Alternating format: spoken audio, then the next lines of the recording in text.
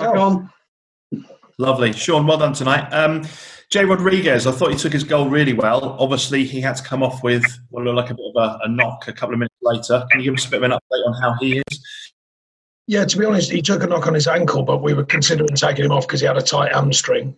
We don't think it's too serious. We think we've got him off in time, and it's a tough one because he's scored a goal. He's feeling good about his performance at that stage, and we're trying to see the game out against a Watford side whose second half put us under a lot of pressure. So it was a loss to us, but as you know, we're suffering a bit with numbers at the minute, so we've got to protect the players the best we can when we can. Does that become almost more of a priority, having to protect your players? I wouldn't say it's a priority, but we've just got to be reality bound with it. We've put in, I think it was 114, 115k at Man City because obviously you have to chase the ball there because they keep it so well. And then we've got this game come quickly. We haven't got that many changes we can make at the moment. So I think we're trying to be as wise as we can when we can, but equally see games through to try and win them, obviously. It's the first time since you arrived here that I remember there being so much focus, is probably the right word, on things off the field in terms of reports of dressing room unrest, questions over your own future at the club. Does this win put that to bed? No, I think what it does, the win, it shows the resilience and the mentality of a strong group of players. Every group I've had since I've been here, I've marvelled at. And, I think we've got another group here. We try and work in a no-excuse environment, or we keep the excuses as low and as minimal as we can. And I made that clear to them, despite the challenges, some of the question marks for us internally about the football side of things. There's an obvious situation outside of that, which the players have been fantastic in giving their views upon, of course, and I hope mine and the club's too. So it culminates in the fact that you've still got to play football. It's still out there, and we've still got to complete the games. So we came into this with a real energy about the performance to try and get a win. And I think I was animated on the sidelines to try and play my part in helping that to happen. And I think overall we just about got the right edge there, enough to win the game. Thank you. Thank you. Yes, Gordon. God, boiling there. I'll let you have your pop. But you say you marvel at the Pepsi Max. Low sugar. I have the full fat. It's in the state of my teeth. I need Pepsi Max, low sugar.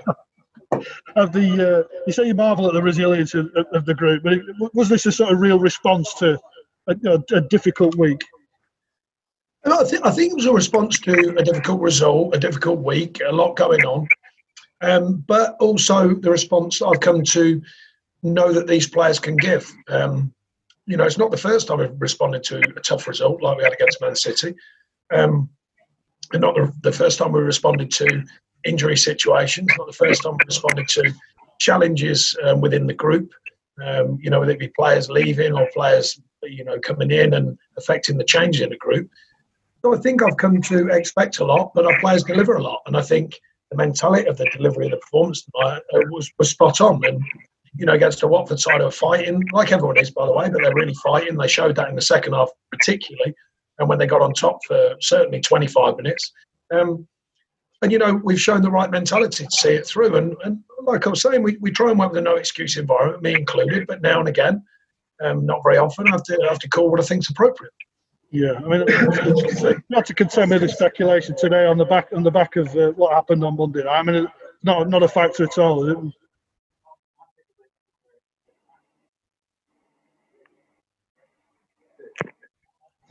I've broken it.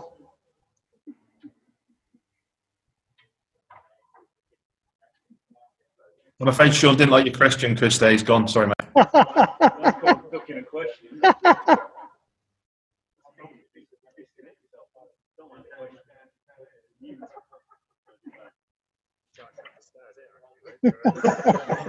Come on. Chelsea scored, haven't they? He's back. Hello, Chris. Hello? Yeah, did you get that, Sean? No. Go on. No, just Look at obviously Josh's role in the goal. He worked hard on a tough evening on Monday night, but he did really well for the goal. Yeah, I mean, excuse me, we're asking a lot of him.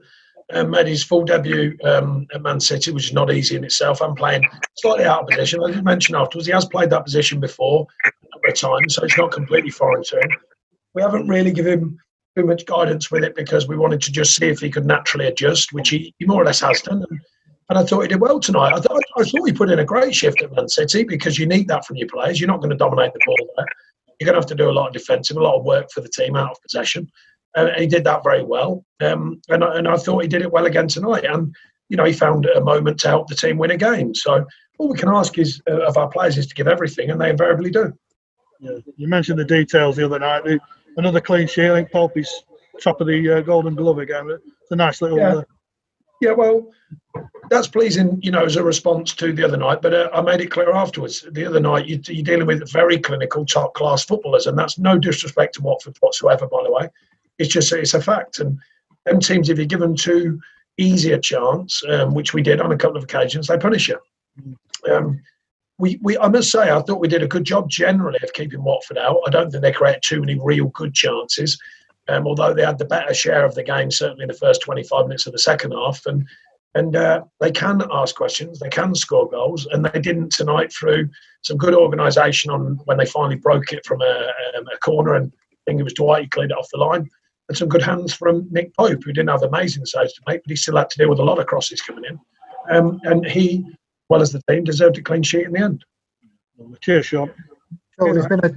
Sean, it's Rob Moore from The Sun. It's been a very difficult week for the club, and there were two very noticeable anti-racist banners in the back end of the stand. That's what this club's about, isn't it, I presume, is that it's against racism and any form of discrimination, isn't it?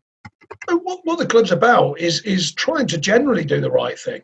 On this occasion, it's a situation it's very tough to deal with. It's it's worldwide now. The situation, and I think it's been tough on the club. It's been tough on the players. I think the response has been very good. I think it's been appropriate, and it's tough all round. I've never thought the club don't want to make sure they're trying to look after everyone in the community because we do so much work in it, and they've just enhanced it maybe.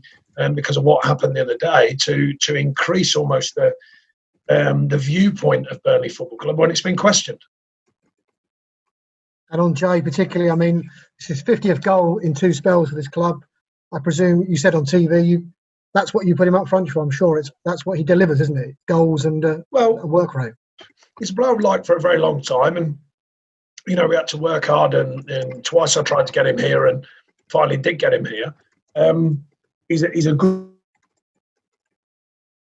It's hard. He's good to be around as well. Within the group, and I think he can score a goal quite obviously. But his movement was good. I think him and Viz were having a quiet spell. Actually, we needed a bit more from him at that point.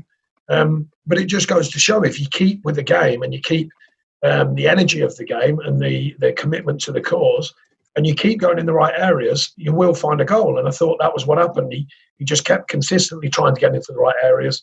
And it's a really good cross. Good play, actually, in the build-up, and a really good cross from Dwight. And it's a great finish. Really good run and a really good finish. So pleased for him and pleased for the team. Sure. There's been a bit of speculation in a couple of places about your position, I guess, just sort of on the back of those comments you've made over the last couple of weeks. You've been very sort of frank about your conversations with the board. I mean, can you put those to bed once and for all? Have you spoken to the board about that? I mean, clearly there's no sort of rift, but, is that something you've spoken to them about? Well, I always have open lines of communication with the chairman and the board. I think that's important. The thing is, it can't always be beautiful communication, a lovely communication, It's a business. And sometimes you have to question what you think could be done. And I can't, in the end, I can't actually activate them things. I can only give good advice, which I thought I have done. But we park it and we move forward. The same a bit, it's parked, we move forward. I think you'll have seen a team there putting in their lot. You'll have seen a manager putting in their lot.